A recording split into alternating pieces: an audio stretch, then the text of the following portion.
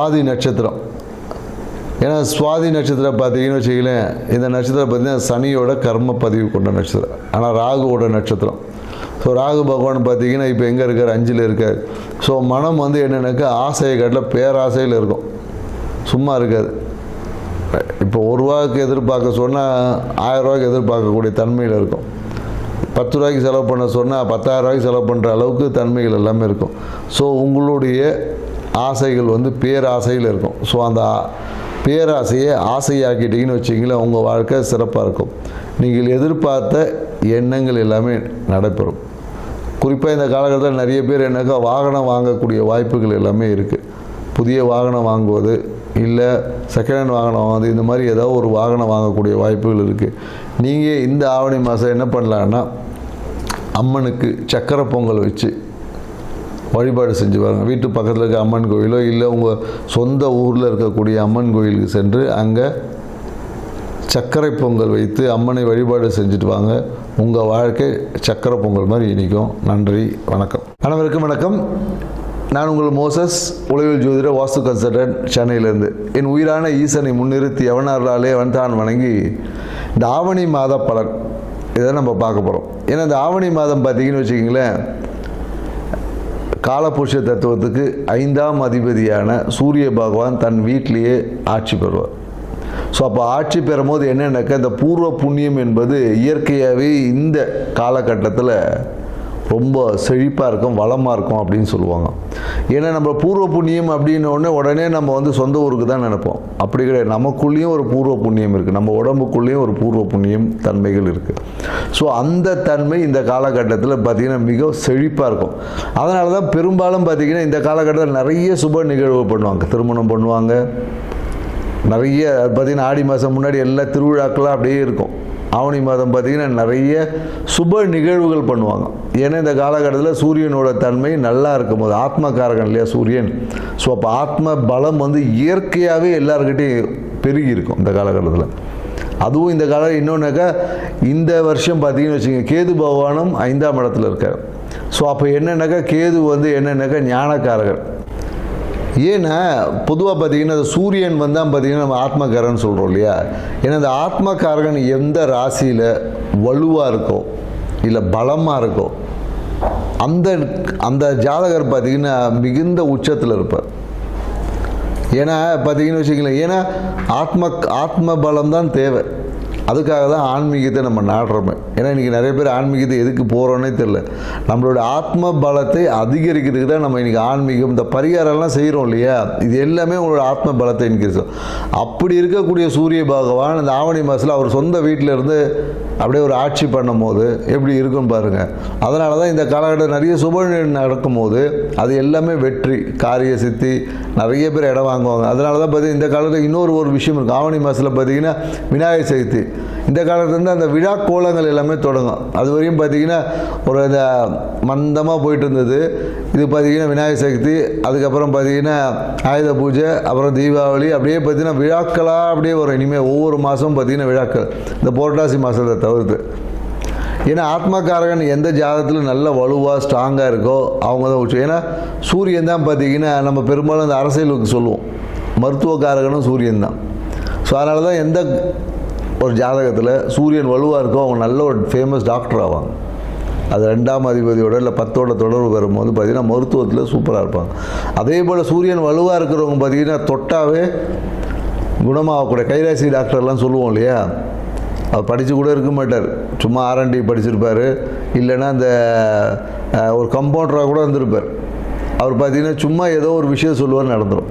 கைராசி doctor அப்படின்னு சொல்லக்கூடிய எல்லாருமே பார்த்திங்கன்னா இந்த சூரியன் வலுவாக இருக்குன்னு தான் கைராசி டாக்டர். ஏன்னா ஆத்மத்தை பலமாக வச்சுருக்க எல்லாமே பார்த்திங்கன்னா குணமாக்கக்கூடிய ஆற்றல் அவங்ககிட்ட இயற்கையாகவே நிறைய இருக்கும். சூரியன் வலுவாக இருக்கும், நிறைய பரிகாரம் பண்ணான்னு வச்சிங்களேன், சூப்பராக சக்ஸஸ் ஆகிடும். பெரிய பரிகாரம் சின்னதாக சொன்னாவே பெரிய விஷயங்கள் கூட குணமாக்கக்கூடிய ஆற்றல்.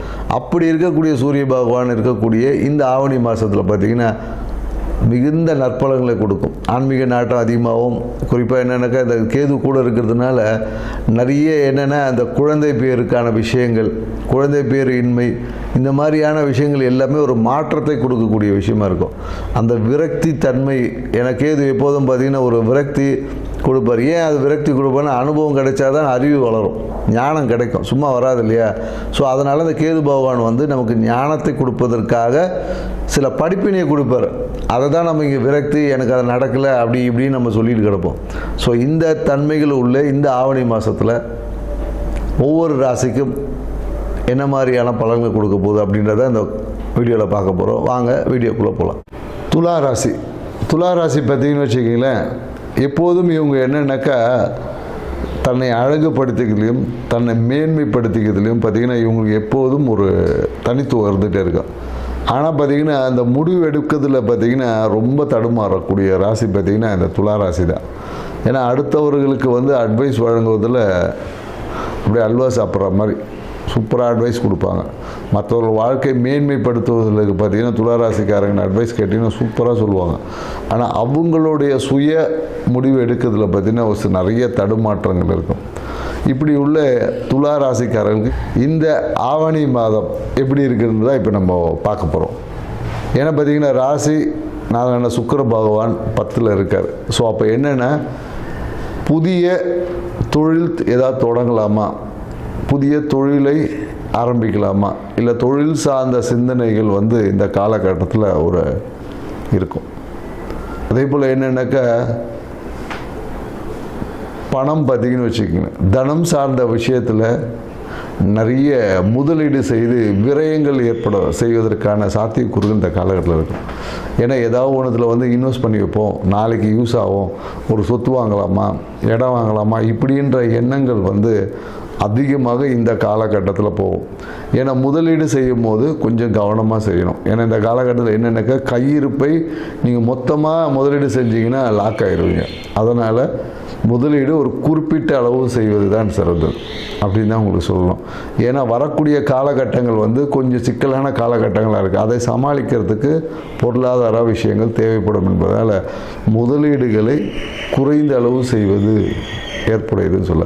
அதே போல் படிக்கக்கூடிய மாணவர்களாக இருந்தாங்கன்னா துளாராசிக்கார படிக்கக்கூடிய மாணவர்களாக இந்த காலகட்டத்தில் வெளியூர் கல்வி, வெளியூரில் போய் படிக்கிறது, இல்லை வெளிநாட்டுக்கு போய் படிக்கிறது, இந்த மாதிரியான விஷயங்கள் எல்லாமே சிறப்பாக இருக்கும். அதே போல் எனக்கு இந்த காலகட்டத்தில் தம்பி தங்கச்சி அந்த மாதிரியான உறவுகள்கிட்ட நல்ல ஒரு ஒத்துழைப்பு கிடைக்கும், எதிர்பார்த்த உதவிகள் என்பது கிடைக்கும். அதே போல் எனக்கு சுற்றத்தாரில் பார்த்திங்கன்னா அவங்களோட சேர்ந்து ஒரு ஆன்மீக பயணம், இல்லை கோயிலுக்கு போகிறது, வீட்டு பக்கத்தில் இருக்கிறவங்களாம் கூப்பிடுவாங்க, வா ஏதாவது ஒரு கோயிலுக்கு போயிட்டு வரலாம், இல்லை ஏதாவது ஒரு ஆன்மீக விஷயங்களுக்காக, இல்லை தியான சென்டர் போகலாம், அந்த மாதிரியான ஏதோ ஒரு குருவை போய் சந்திச்சுட்டு வரலாம், அந்த மாதிரியான ஆன்மீக விஷயங்கள் எல்லாமே இந்த காலகட்டத்தில் ஏற்படும். புதிதாக ஒரு குரு இல்லை புதிதாக ஒரு இஷ்ட தெய்வ வழிபாடு இந்த காலகட்டத்தில் கண்டிப்பாக துளாராசிக்காரங்க செய்வீங்க. ஏன்னா இந்த காலகட்டத்தில் பார்த்திங்கன்னா புதிய ஆன்மீக தொடர்புகள், இல்லை ஒரு குரு தரிசனம் பண்ணுறது, இல்லை புதிய இஷ்ட தெய்வ வழிபாடுகள், இந்த மாதிரியான நிகழ்வு எல்லாமே இந்த காலகட்டத்தில் வாழ்க்கையில் நடக்கும். அதே போல் என்னென்னாக்கா மனம் வந்து ஏதோ ஒரு மாயையிலே இருக்கும், கற்பனையிலே இருக்கும், நிலையற்ற தன்மை இருக்காது. ஏதோ ஒரு ஆழ்ந்த